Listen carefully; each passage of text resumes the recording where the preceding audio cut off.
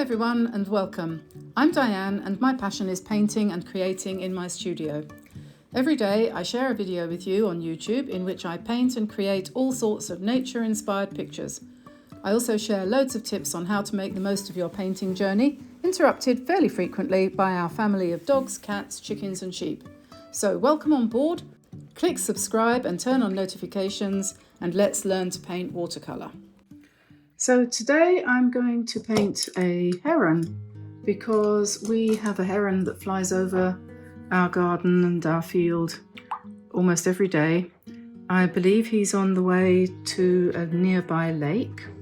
I read that herons often have a radius of 50 miles outside of their nesting place, so they will travel for up to 50 miles to find somewhere where they can get food. And I think that must be the case with this one, because the nearest lake I know of is at least 10 or 15 miles from here, and he flies across looking very purposeful. Anyway, so I'm just trying out some colours here to paint him in, because heron has a dark head and I'm not too keen on using pure black, so I'm just wondering about this. That's Payne's grey that I've just put down there, and I've got raw umber? Yeah, raw umber here, which is a brown shade, and I'm wondering whether if I put raw umber with Payne's grey, whether we'll get a nice charcoaly colour that we can use for his head. Maybe a bit more of the Payne's grey. Yeah, that doesn't look too bad. And if we need a bit of black in it to make it super dark, but I prefer myself to have a colour that's a little bit more lively than just dead black. So yeah, I think we might get close. Payne's grey I think has a bit of black in it. So that's a good place to be starting, and we're going to do his back feathers in a bluish kind of shade, and I'm not sure that Payne's grey is going to be, it might be. I might add a bit of copper blue to that, in places at least.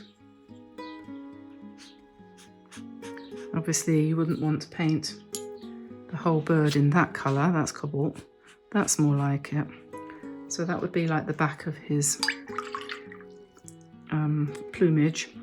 And then I'm going to use, I've got, in the design that I'm using, we've got a branch, which I think could probably just be this colour, and some grasses.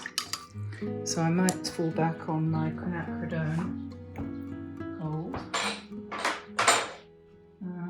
which has disappeared. Oh, there it is. It was taking part in a photo shoot yesterday, so it's lurking over there. So quinacridone gold for the grass heads, I think. So we're looking at something like that, and maybe we might make a green for the grasses using Payne's grey and quinacridone gold, which I think, and that way we can achieve, using just a few colours. I'm going to take black out of the mix because I don't think I'm going to need it. We can achieve green for the grasses using quinacridone gold and Payne's grey. The branch itself could be raw umber, and quinacridone gold as well will go into that to make a warmer brown. Shadows on there would be using Payne's grey, and yeah, and like I said, the darkness on the top of the head would be these two colours mixed together, Payne's grey and raw umber. So he is probably going to have quinacridone gold for his beak, although it's a bit on the pink side, so I might add a bit of that to add to warm that up a bit. So that's my palette for the heron, and I've already drawn the sketch here. and I'm still wondering whether to do it in pen and ink and colour it in, or whether to actually just go right ahead and paint it. And I think I might, on this particular occasion, paint it, because I've done a lot of pen and ink just recently. And yeah, so I think I might do that. I might leave some of the elements unpainted, might even leave them just drawn in pencil, might add a little bit more pencil to that. We'll see how it goes. So, okay, let's begin with, and I might use some pen to sharpen up the feathers. We'll have to see how it goes.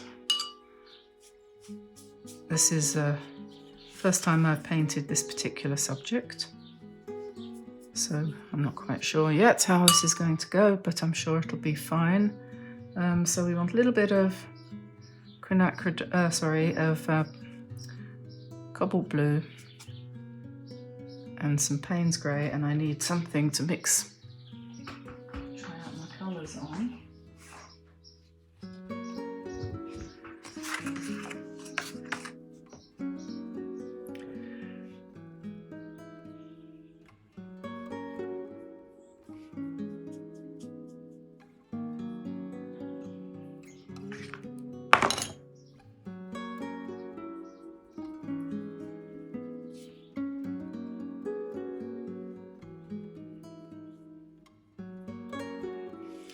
So I'm just dropping in the blue and letting it find its way.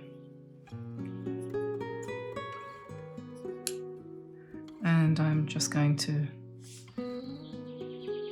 put in the feet and the leg here in brown. And the reason for that is so I can allow that colour to blend upwards a little bit into the bird.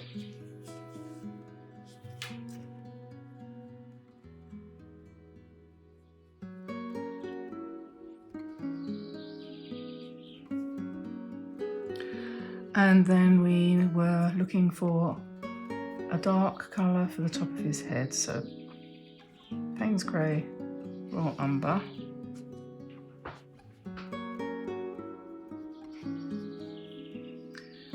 He has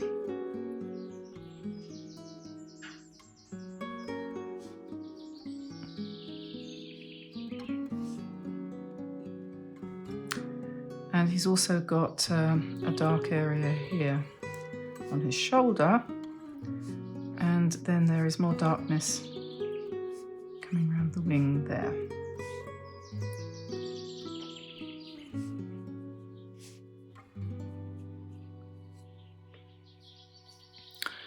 And then I'm going to wet below where I've put the dark and let that bleed a bit. And we need a little bit of a pinky colour there. That's green, that's no good. Very pale pink.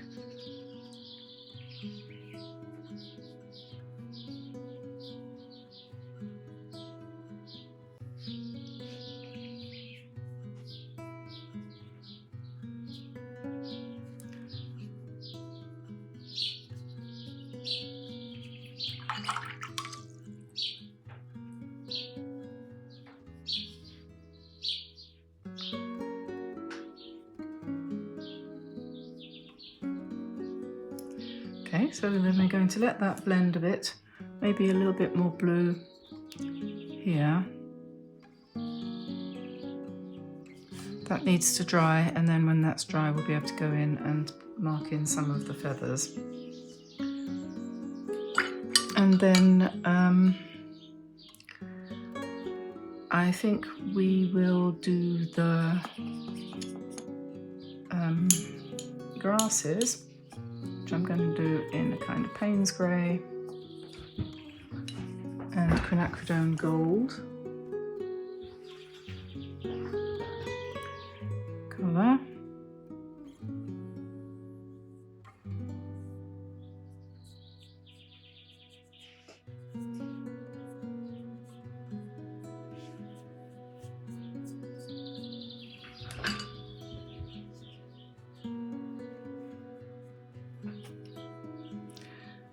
put some nice seed heads.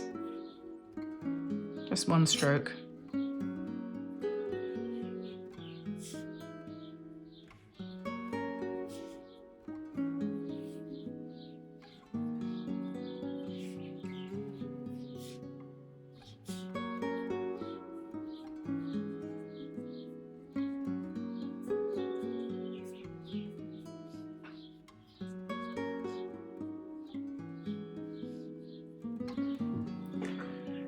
Maybe we'll do a little bit of spatter in there, perhaps. Then I'm going to just bring this branch down here, which goes off.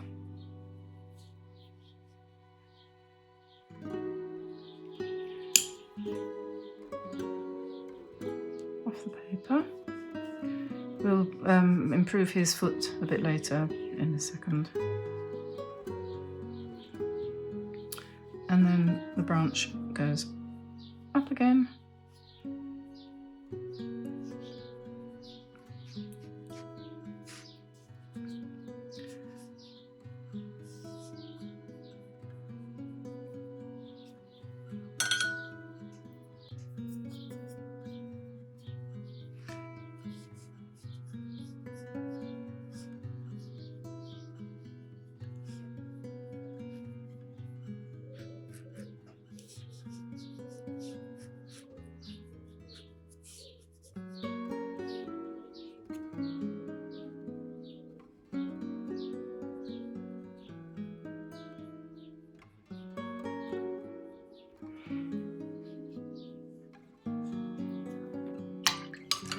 And then I'm going to put some leaves on there.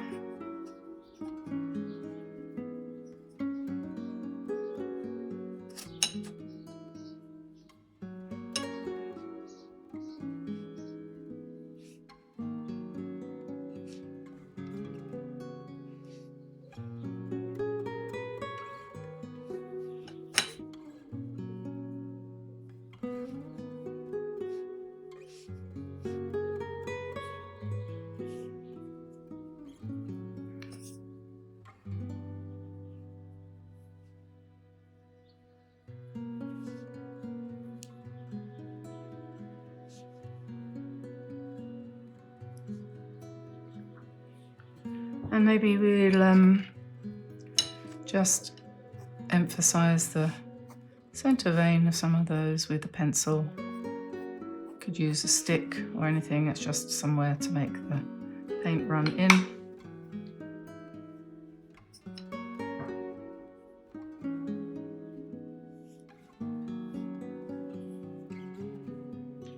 Sort of kind of going for something between a stylized approach and a realistic approach. Not very realistic, but not completely stylized either.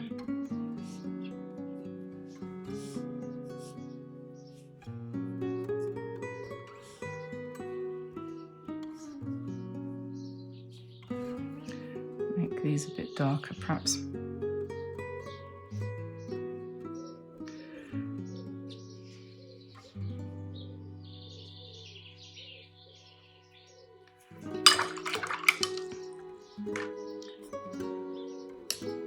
I'll just bring his leg down and put his foot in again, because that kind of faded away, didn't it?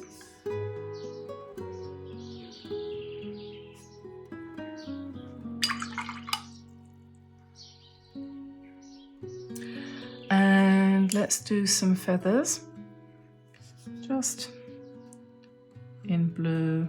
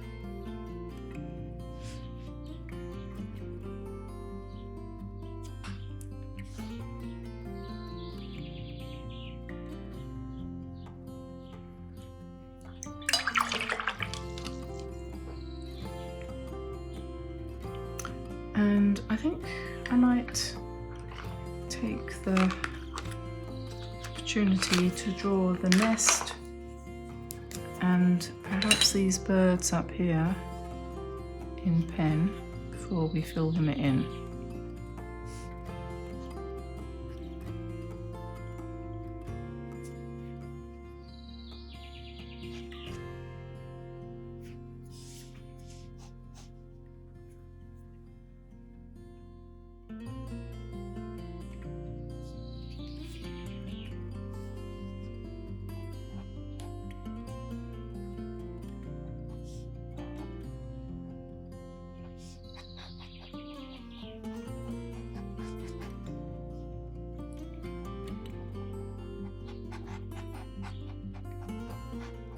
If I remember rightly, herons are supposed to have fairly untidy nests, aren't they?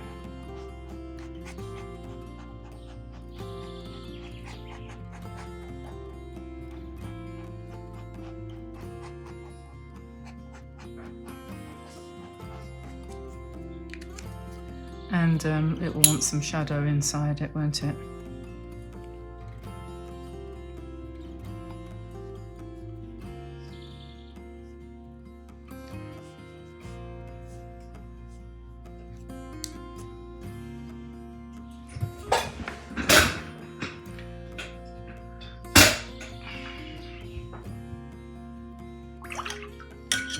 And I'm going to put some spatter over here too.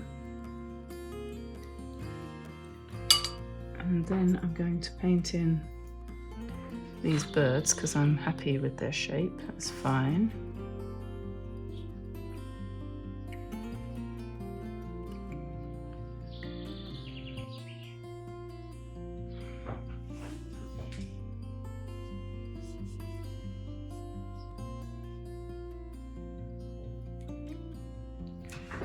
And let's put a little bit of blue on the eggs. I haven't looked up to see what colour heron's eggs are. I probably should.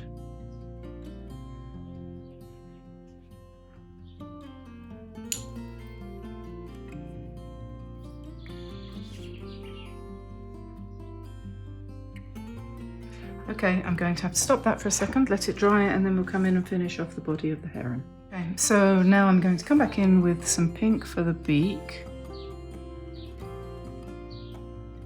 And just let that bleed a little bit. And I think I'll do his plume with the pen. Slightly shaky pen. Too much or too little coffee? And then he's probably got a couple of little feathers here. And then, okay, I'm going to have a go now at painting in some of the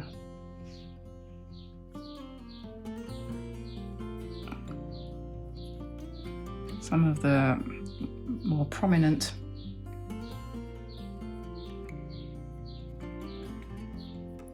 I'm not going to do everyone by any means, just a few.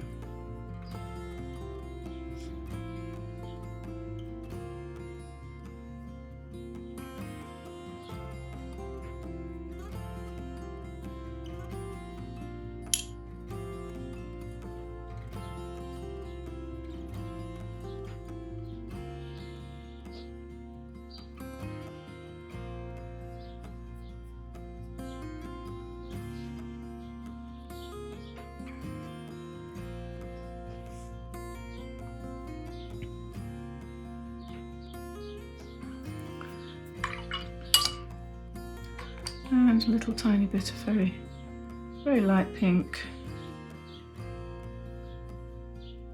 just to indicate a few of the feathers here.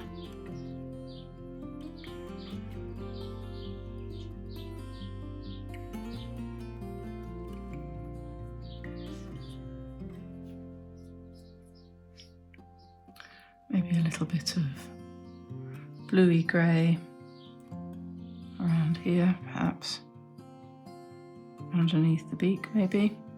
And we mustn't forget his eye.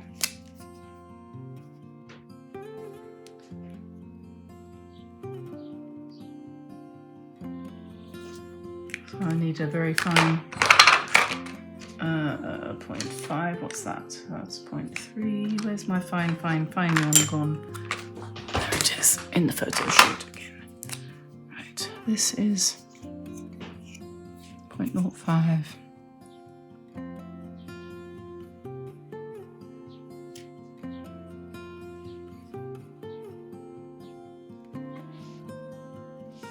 There we are. And I think getting close.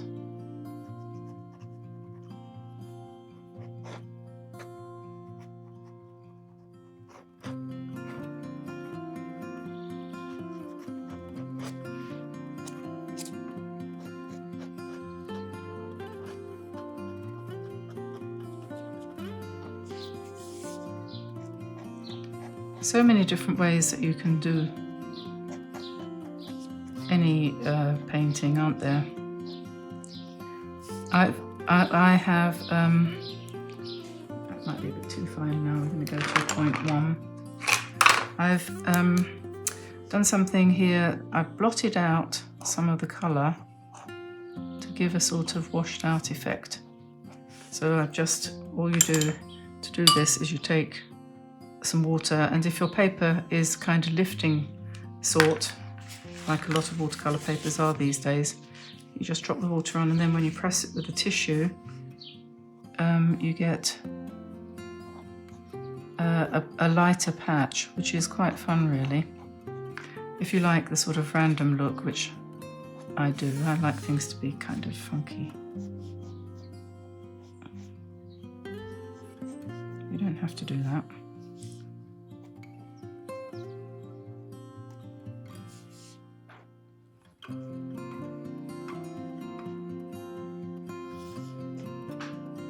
And then you can scribble in, imagine that's an ear of corn or wheat, and you can just scribble in the head and then ink in the stem a bit. Just give it a bit more interest if you want. And you can add to the feather like that. And there we are. Could go on for hours, but I've got lunch to cook, sandwiches to make, whatever. So I need to dry this off, and then I'm going to rub out the pencil, and then I will call that, I think I'll call that done. So there's the final painting, and if you want to give this one a go, head over to my website at dianeantone.com, where you can download all the free sketches for all the paintings on all the videos that we've done, absolutely free of charge. And if you subscribe and turn on notifications every time a new sketch goes up, as well as when new content goes up, you will be notified, and that way you will never miss a thing. So I'm going to say goodbye for now, and go and have a cup of coffee, and I will see you again tomorrow. So happy painting everyone, and bye for now. Bye bye.